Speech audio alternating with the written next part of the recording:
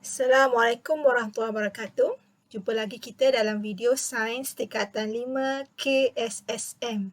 Teknologi Angkasa Lepas dengan tajuk 9.1 Satelit.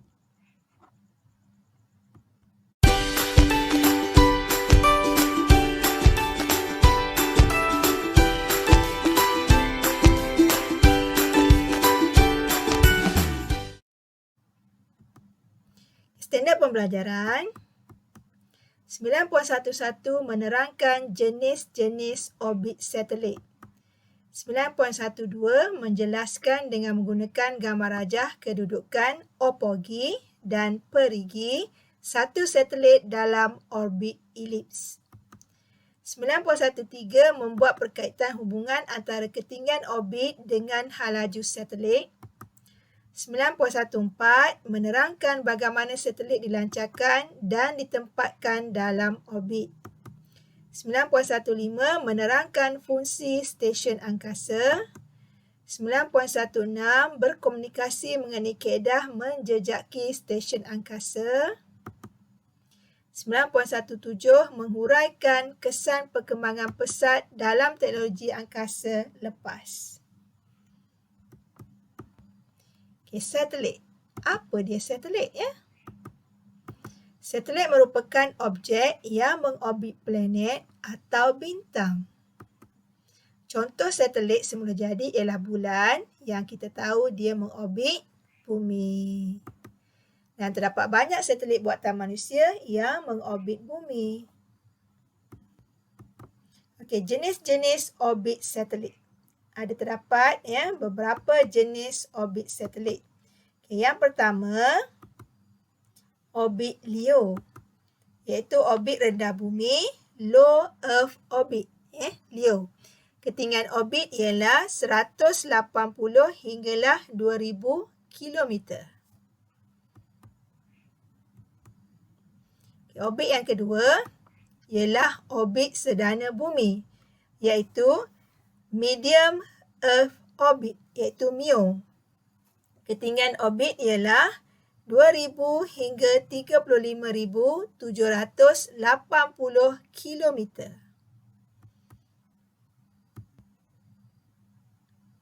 Okay, orbit seterusnya, orbit tinggi bumi, iaitu high earth orbit, HEO. Ketinggian orbit adalah sama atau lebih daripada 35,780 km.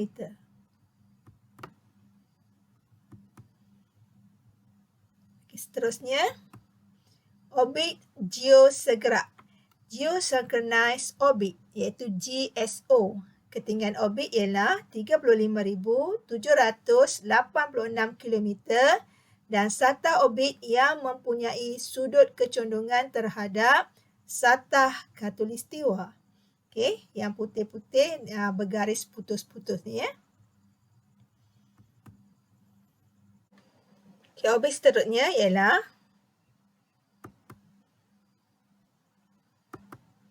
orbit geopegun, Geostationary Orbit, GEO.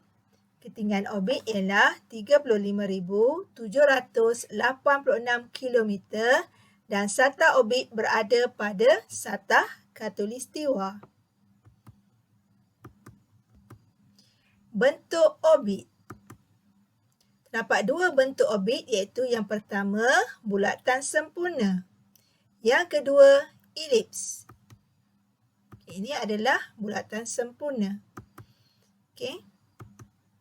Contoh orbit GEO, orbit LEO dan orbit GSO. Okey, orbit yang berbentuk elips, okey, ini adalah bentuk dia.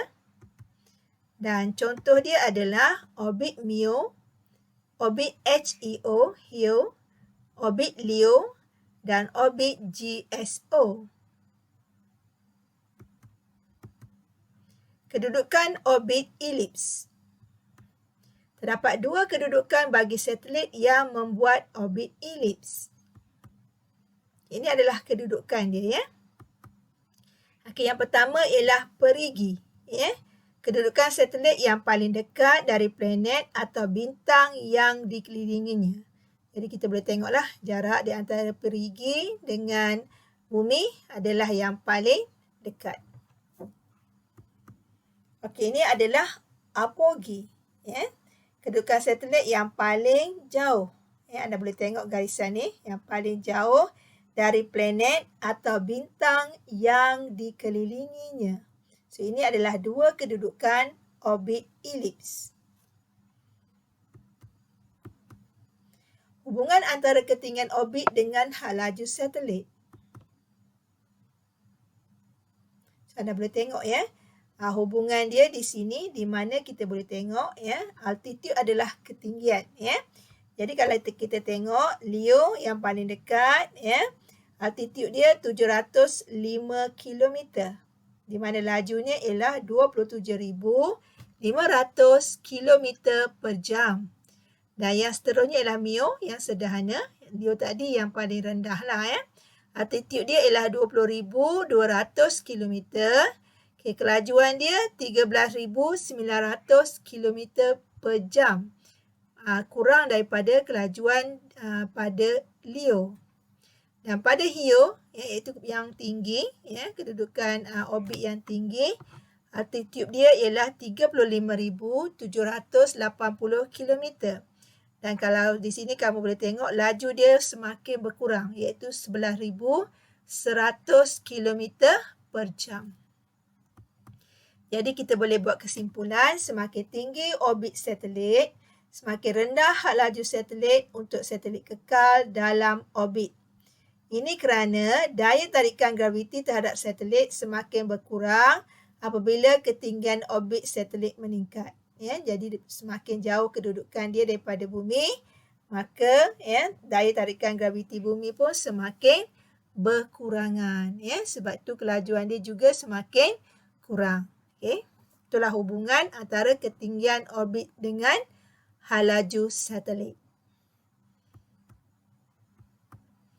Hubungan antara ketinggian orbit dengan hal laju satelit lagi kita nak tengok ya, dari segi jenis-jenis orbit satelit yang disenaraikan dalam jadual inilah ya, iaitu bermula daripada yang paling rendah Leo ya.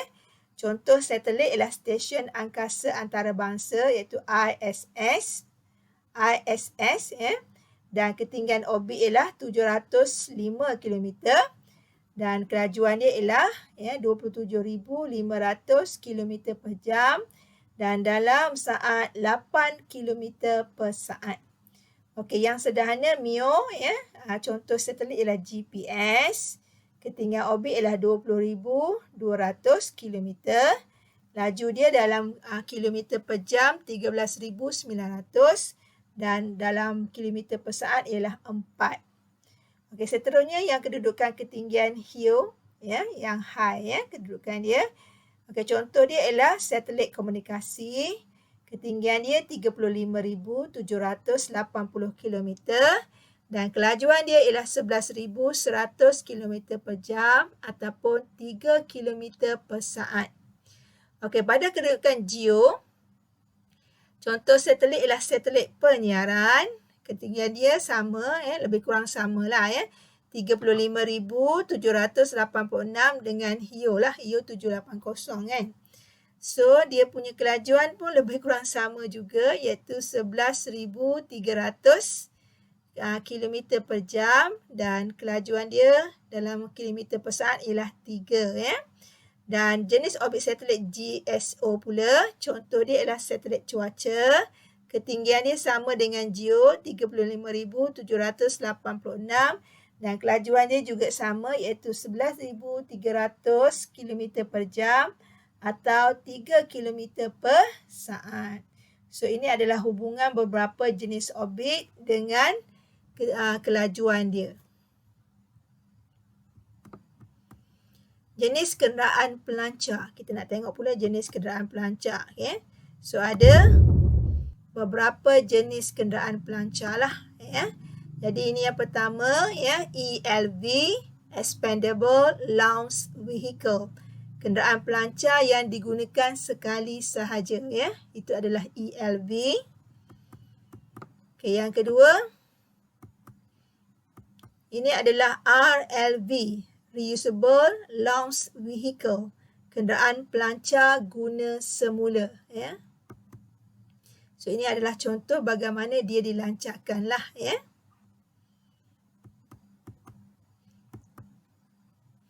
Jadi kita nak tengok ya perbezaan ya di antara ELV dengan RLV serta persamaannya ya. Jadi persamaan dia, satu ataupun lebih roket dilancarkan untuk menghantar satelit dan kapal angkasa ke orbit di angkasa lepas. Okey, perbezaannya pula, kos pelancaran bagi ELV adalah rendah manakala RLV adalah tinggi. Pergerakan antara planet bagi ELV tidak boleh, RLV dia bolehlah ya, bergerak antara planet. Risiko kegagalan misi bagi ELV adalah rendah manakala RLV adalah tinggi. Boleh digunakan semula ya, dari segi kebolehan ini ELV tidak bolehlah sebab diguna sekali saja. Manakala RLV dia adalah reusable, maka dia boleh digunakan semula. Contoh bagi ELV ialah roket dan RLV ialah kapal angkasa. Okay, seterusnya kita nak tengok kaedah menghantar kenderaan pelancar ke dalam orbit. Okey, yang pertama, pindah secara terus ke orbit. Ya. Dan yang kedua, orbit pindah Hohmann. Okay, kita tengok yang pertama dahulu.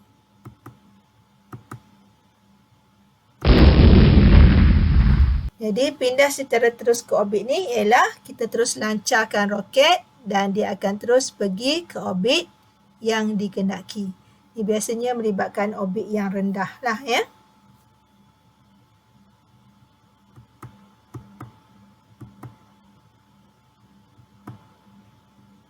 Okay, yang kedua kita akan melihat ya cara pemindahan yang kedua yang melibatkan orbit pindah Hohmann ya.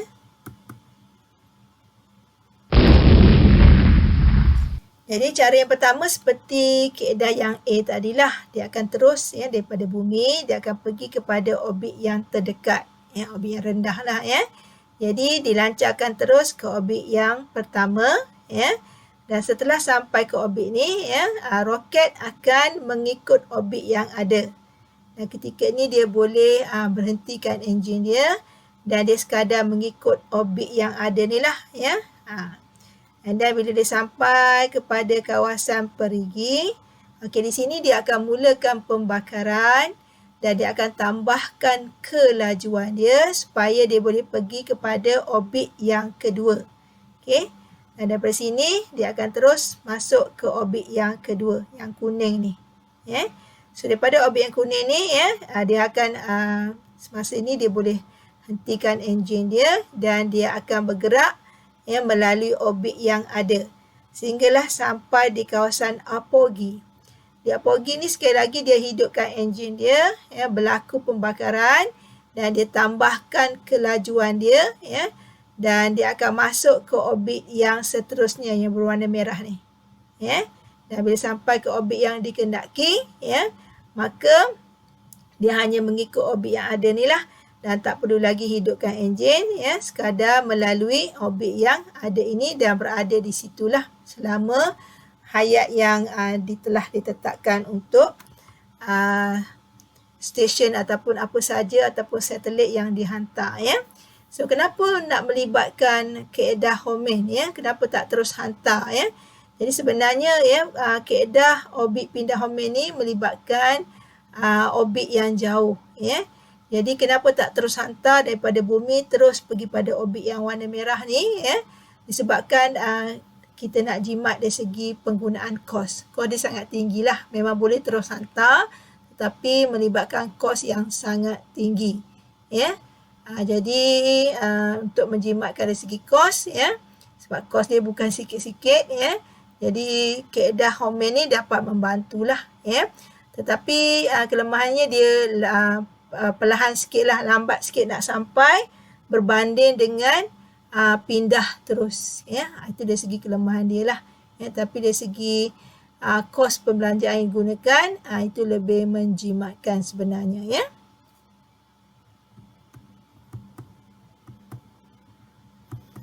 Okay, ini adalah stesen angkasa antarabangsa lah, ya. ISS, ya, yang melibatkan kerjasama 5 agensi angkasa iaitu NASA, Amerika Syarikat, Roskosmos Rusia, JAXA Jepun, ESA Eropah dan CSA ialah Kanada. Jadi fungsi dia adalah sebagai stesen pemantauan keadaan di angkasa lepas, pusat kajian sains bagi kajian saintifik di angkasa, kem buatan di orbit rendah bumi, dan tempat tinggal kru angkasawan lah yang bertugas dalam tempoh yang sederhana sama ada hari, minggu ataupun tahun.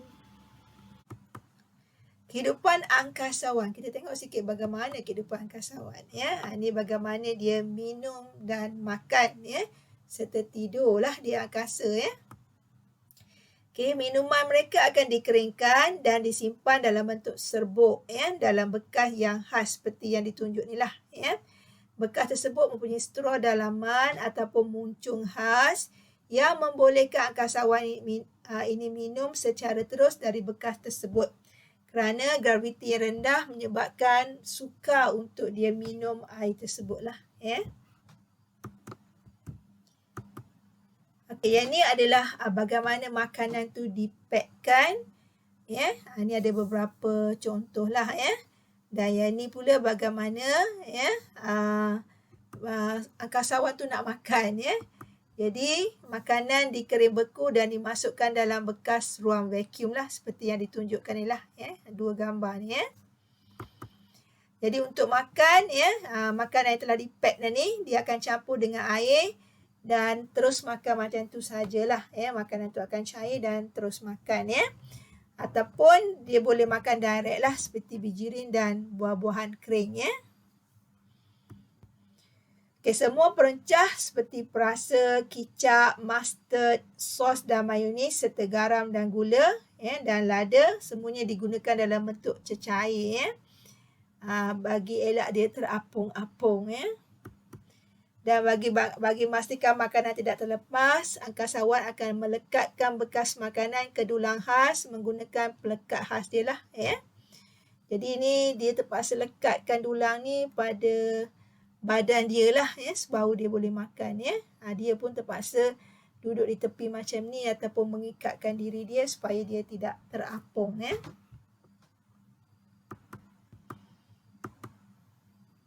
Ini adalah cara dia tidur, ya. Kalau kamu tengok dia tidur, ya, di tepi dinding, diikat, ya. Ada yang di atas pun ada, ya. Jadi angkasawan akan tidur dengan cara mengikat beg tidur mereka ke dinding, ya, dan biarkan diri tidur sambil terapung, ya. Jadi apa risikonya? Mereka boleh terhantuk ke dinding ataupun berlaga di antara mereka lah, ya. Okay, sifar graviti, ya. Keadaan sifar graviti adalah keadaan yang tiada kesan ketara daya graviti yang dirasai. Okay, boleh tengok contoh sebelah, ya. Keadaan dalam aktiviti terjun udara dalaman, ya. Ni dalam satu bangunan dan mereka terjun di udara lah, ya. Peserta terjun udara dalaman akan terapung dalam udara dan merasai keadaan sifar graviti. Keadaan ini berlaku kerana daya tujahan yang dihasilkan oleh tiupan udara ke atas yang sangat kuat terhadap peserta tersebut adalah sama dengan nilai beratnya, tetapi pada arah yang bertentangan. Oleh itu, tiada kesan ketara daya graviti dapat dirasai. Ini pula adalah angkasawan negara kita yang pertama, ya, Syekh Muzaffar, ya, berada di kapal angkasa ISS. So dia adalah berada dalam keadaan sifar graviti, ya.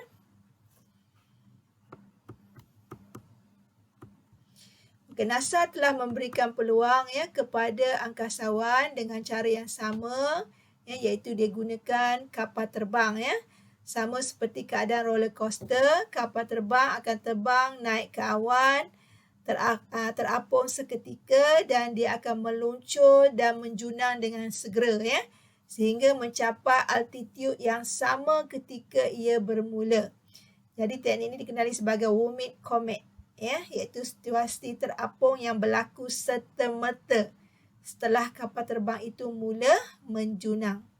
Jadi angkasawan akan rasa terapung lah lebih kurang dalam 30 saat dan kembali normal apabila kapal terbang menjadi selari dengan permukaan bumi.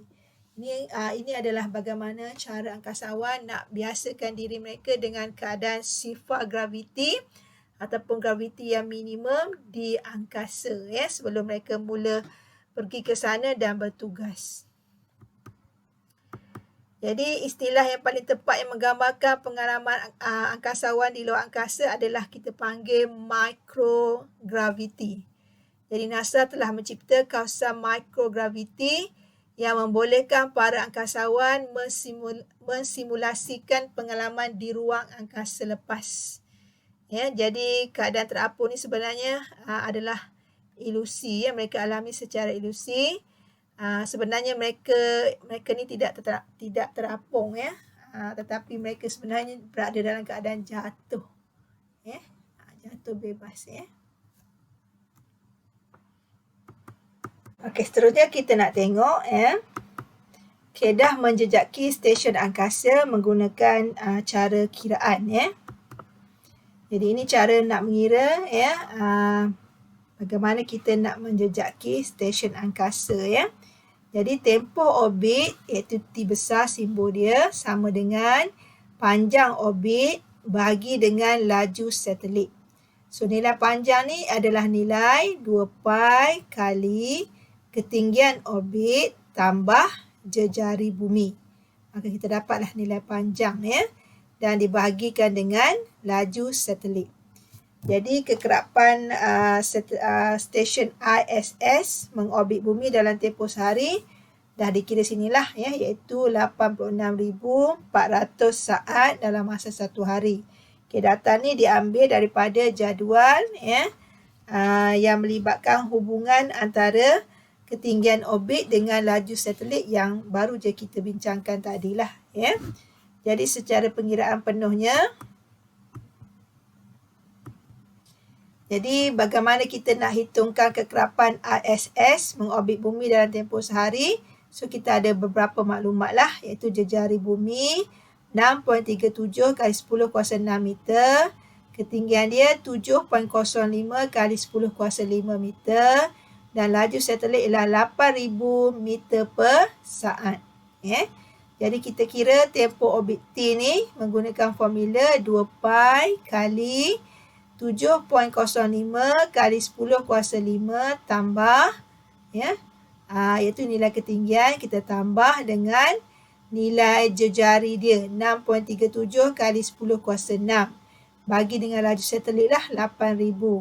Maka kita dapat tempoh dia 5.6 kali 10 kuasa 3 saat.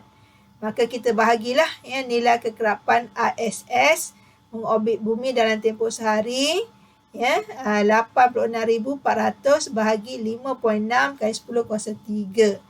Maka kita dapatlah jawapan dia 15.4 kali ya dalam sehari ya. So ini adalah nilai secara pengiraan bagaimana kita nak menjejaki stesen angkasa.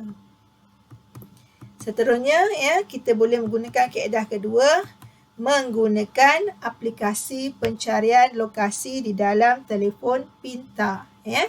Jadi rajah sebelah ni adalah gambar rajah tangkapan skrin ataupun screenshot ya pada telefon pintar yang menunjukkan kedudukan pemerhati. So lokasi saya ni pemerhatilah Kuala Lumpur ya.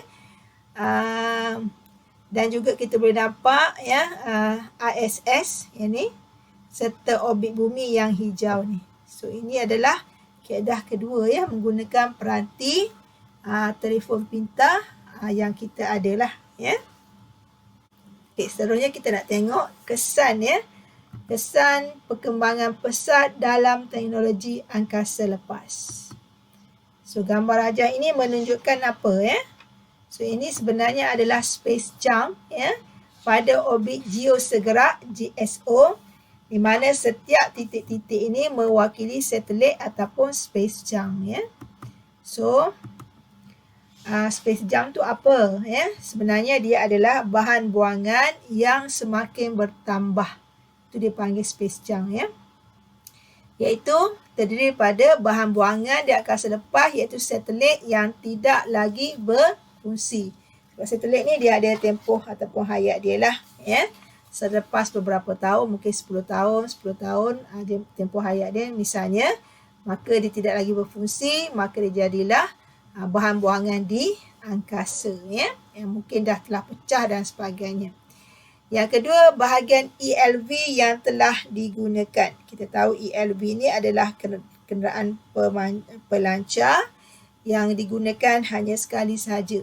So ini juga merupakan bahan buangan yang ada di angkasa lah.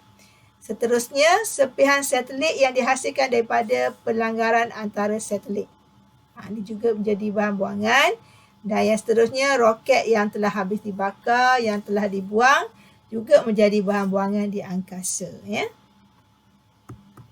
Jadi kajian NASA, 95% daripada beribu-ribu objek buatan manusia pada orbit rendah bumi merupakan bahan buangan di angkasa lepas.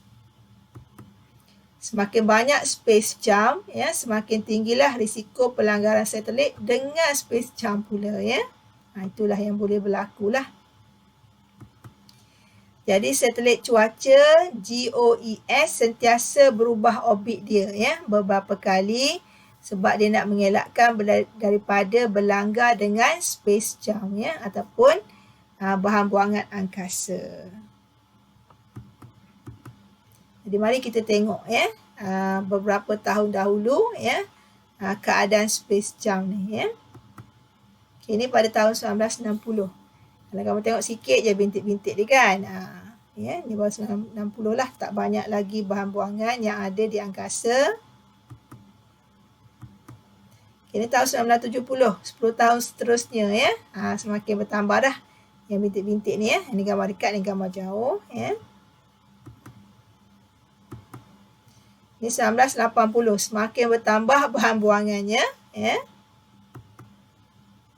Seterusnya 1960 begitu juga, ya. Ini tahun 2000, semakin banyak, ya, bahan buangan yang ada di angkasa sekarang, ya. 2010, ya. 2019, ya. Ini yang terbarulah, ya. Bahan buangan yang ada di angkasa lepas dan semakin bertambah, ya. Keliling bumi kita ni, ya, dah jadi semakin tertutup dengan bahan buangan. Ni kalau kita tengok jarak yang lebih jauh lah, ya.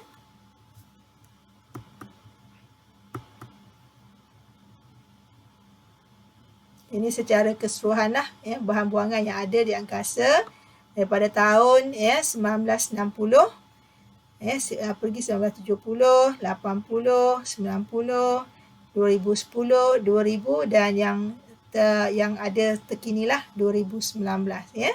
So ini adalah space junk yang ada yang sedang berlaku sekarang lah, ya, bahan buangan yang ada di angkasa. Jadi kesan perkembangan pesat dalam teknologi angkasa lepas juga telah memberikan kesan yang terdapat kesan yang lain lah, ya, iaitu peningkatan aktiviti penyelidikan dan pembangunan, ya, di mana kemajuan dan pengembangan dalam teknologi angkasa lepas telah meningkatkan aktiviti penyelidikan dan pembangunan dalam pelbagai bidang, ya. Contoh dia, ya, dalam bidang kesihatan manusia, tindak balas terhadap perubahan dan bencana cuaca, teknologi inovatif baru, dan pendidikan global serta perkembangan ekonomi angkasa lepas. Itu sahaja daripada cikgu. Terima kasih kerana sudi menonton. Cikgu harap video ini dapat membantu kefahaman kamu, ya, dalam tajuk satelit inilah, ya. Mudah-mudahan, ya, apa yang kamu pelajari pada hari ini dapat dimanfaatkan, ya, sebagai ilmu pengetahuan kamu, ya, dan juga sebagai bekalan, ya, untuk kamu bersedia dengan pelbagai soalan dalam tajuk 9.1 ini. Itu saja Pak Cikgu. Jumpa lagi di video seterusnya, ya. Assalamualaikum.